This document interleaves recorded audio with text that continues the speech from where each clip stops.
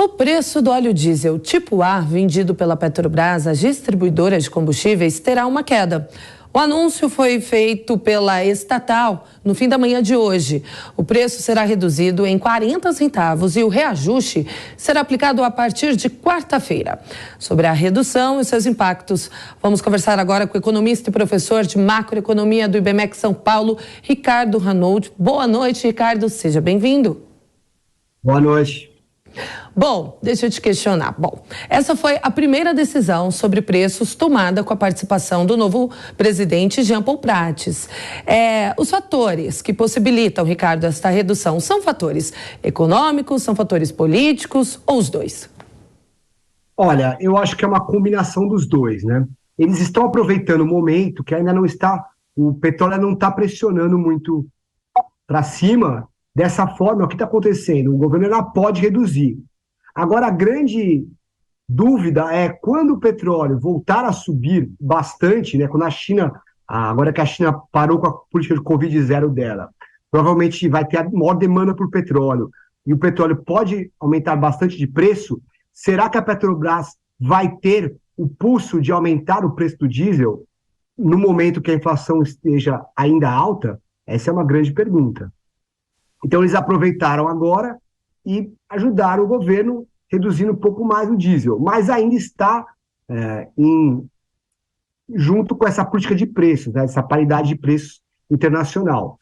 Será que quando aumentar vai continuar? Essa é a dúvida que fica.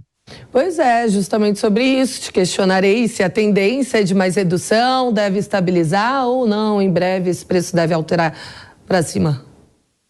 Olha, eu acho que o preço do petróleo deve subir por causa da demanda da China. A China vai voltar a crescer mais, tem uma maior demanda de petróleo e o preço do petróleo tende a subir. E durante os últimos anos, né, do PT, o governo ele segurou muito os preços, criando uma defasagem e grandes problemas para a Petrobras. E o atual presidente ele já disse que ele é mais a favor desse tipo de política, o que é muito preocupante, né? A gente já teve um desastre causado por essa política de preços que não era de paridade, né? A Petrobras decidia politicamente os preços.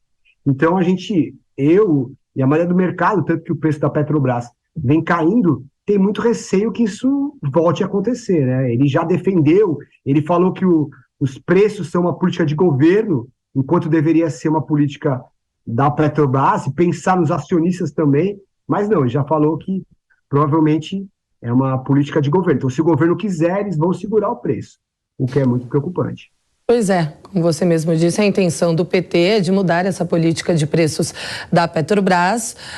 E eu não consigo entender se essa mudança pode ser negativa, né? Se essa mudança pode trazer desvantagens para a população, por consequência, desvantagens para eles políticos. Então, para que fazer essa mudança?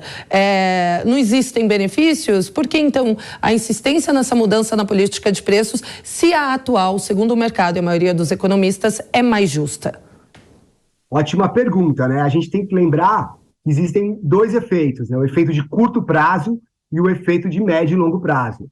Então, quando você pensa no curto prazo, ela pode ser benéfica para o governo, para a popularidade, para ajudar no controle da inflação, né? Então, isso foi usado desde 2011, isso foi utilizado de forma seguida, ou seja, você segura os preços, não deixa os preços aumentarem, mesmo quando o preço do petróleo está mais alto. Então, no curto prazo, você ajuda a popularidade do governo, você permite que você aumente os gastos e a inflação não suba tanto.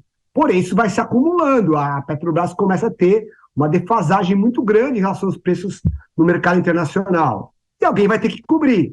E quem vai ter que cobrir, normalmente é o governo, que é o principal acionista da Petrobras. E também o valor da petroleira, o valor da empresa, cai muito. Então, todos nós ficamos mais pobres, né? Os acionistas e o próprio Estado, né? Dado que o governo ele é um grande acionista. Então a gente tem que separar esses dois efeitos. Mas claramente não deu certo, né? Que vai tentar de novo alguma coisa que deu errado. Talvez por 2 anos funcione, mas os efeitos de médio prazo são catastróficos. Até para os investidores que Se eu colocar dinheiro na Petrobras, e a Petrobras precisa desse dinheiro para fazer novos investimentos, né? Então, o ideal para o mercado financeiro, né, pelo que eu estou entendendo, é de que a Petrobras não tivesse saído daquela política de privatizações também. Com certeza, né? Ela estava focando na área que ela tem mais expertise e deixando outras áreas de distribuição para empresas que estavam comprando. E isso vai ser claramente revertido, né? O governo Lula já avisou que não tem nenhum tipo de privatização, então vai ser revertido. A Petrobras, o grande medo é que ela volte àquela megalomania de querer fazer investimentos gigantes, fazer investimentos em todos os setores para tentar alavancar a economia, aumentar o crescimento do Brasil. E ela fez muitos investimentos péssimos, que não deram retorno e que fizeram que a empresa tivesse resultados cada vez piores, né? Então, não vai ter privatização, e o que tem agora que temos que defender é essa política de preços, embora o presidente, ele já falou que, o presidente da Petrobras, o Prats, já falou que quer rever, tem que haver uma pressão para que ele mantenha essa política de preços que deu certo para a Petrobras, né? Que é uma empresa mista, né? Ela é uma parte do governo e uma parte nos acionistas minoritários, né? E esse é o grande problema também de ter uma empresa mista, né? Ela acaba sendo um pouco esquizofrênica. Qual que deve ser o objetivo da Petrobras? Gerar lucro, como qualquer empresa listada na Bolsa, ou ser usada como politicamente, né, para o governo de plantão? Essa é a dúvida também que fica. Mudando um pouquinho de assunto, bom, estamos vendo duras críticas do governo Lula à alta taxa de juros impostas pelo Banco Central. Já que os juros altos, né, segundo o governo também, acabam prejudicando a retomada do crescimento econômico. E o que fazer, hein, Ricardo, diante da alta da inflação para estimular o poder de compra do brasileiro, não aumentando a taxa de juros? Olha, não há outra alternativa senão aumentar os juros. Isso funciona no mundo inteiro, né? Sistema de metas de inflação, você tem uma inflação. Se a inflação está muito alta, está acima da meta, você tem que subir os juros, você tem que esfriar a economia.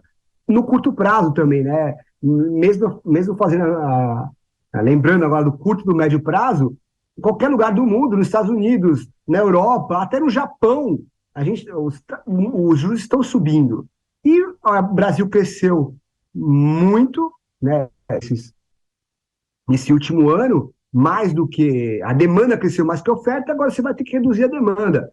E o Lula está jogando para a plateia, na verdade, né? Ele sabe que esse ano vai ser um ano de baixo crescimento, ele está procurando bodes expiatórios. Só que ele não percebe que, ao fazer isso, ficar criticando o Banco Central, criticando os juros altos, criticando a autonomia do Banco Central, o que ele está fazendo? Ele está colhendo juros ainda mais altos, porque as pessoas falam, olha, tem um risco, a inflação vai ser ainda maior, então eles vão exigir do governo um preço ainda maior para se financiar. Então, ele vai colher juros mais altos.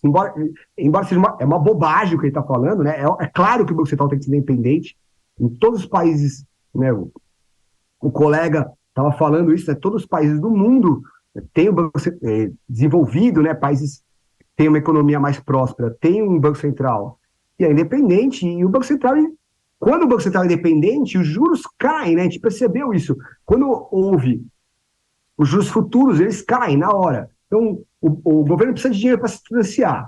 Se as pessoas, se os agentes econômicos, não é mercado financeiro, somos todos nós, né? Eles percebem que o governo é sério no combate à inflação, eles vão falar assim, olha, o governo vai controlar a inflação, então no futuro não teremos que subir tantos juros. Então, eu vou cobrar menos para emprestar dinheiro para o governo. Se as pessoas, os agentes econômicos, percebem que o governo não é sério no combate à inflação, vai falar assim, olha, a inflação vai subir, vai ter que, no futuro, né, os juros sobem ainda mais, então eu vou cobrar mais caro para emprestar dinheiro para o governo. Isso já aconteceu no Brasil, né? Em 2012, não sei se os nossos espectadores lembram, mas em 2012 o Banco Central, né, politicamente... Ele foi lá e derrubou a taxa de juros para 7,25, né? O que a gente colheu? A gente colheu um juros de 14,25 2 anos depois. E ficamos pagando esses juros altos por muitos anos, né? Então, o Banco Central independente e um governo que garante a independência, combinado com um governo que gaste menos, que se mostre preocupado com a inflação, ele colhe juros menores, né? Sempre isso. É um trade-off entre curto e médio prazo. E, por fim, para a gente finalizar nossa entrevista, ontem tomou posse o novo presidente do BNDES, Aloysio Mercadante. Eu gostaria de te questionar, né, você como economista, qual deve ser o principal desafio de Mercadante à frente do banco? Olha, tudo indica que é uma crônica de uma morte anunciada, né? Eles vão fazer a mesma coisa que também não deu certo, as coisas que não deram certo no passado. Incentivar grandes empresas, escolher campeões nacionais para que a gente tenha empresas que sejam mais produtivas, mas, na verdade, o BNDES poderia, dado que vai existir o BNDES, ele incentivar a competição, né, favorecer a competição, criar mecanismos de tentar não dar subsídios para grandes empresas, mas talvez favorecer empresas que queiram entrar no mercado e aumentar a competição, né? O nome do jogo é competição. O Brasil, quanto mais competição, você pode ter preços menores, mais eficiência, um aumento de produtividade, né? Um país nunca aumenta a produtividade com um banco de fomento dando dinheiro para grandes empresas escolhidas pelo governo de plantão. Esse é o caminho para uma repetição de uma crise que a gente já teve em 2015 e 2016. Né? Então, se a gente combinar, né, agora as três coisas que a gente conversou hoje, uma política de preço da Petrobras, segurando os preços da Petrobras, com juros artificialmente baixos, e um BNDES querendo emprestar dinheiro para alguns setores que têm mais força política, a gente vai ver de novo a crise de 2015, 2016. Espero que o governo consiga mudar alguma dessas ideias antes que isso aconteça. Tá certo, Ricardo. Obrigada pela entrevista. Boa noite. Boa noite, um grande abraço a todos.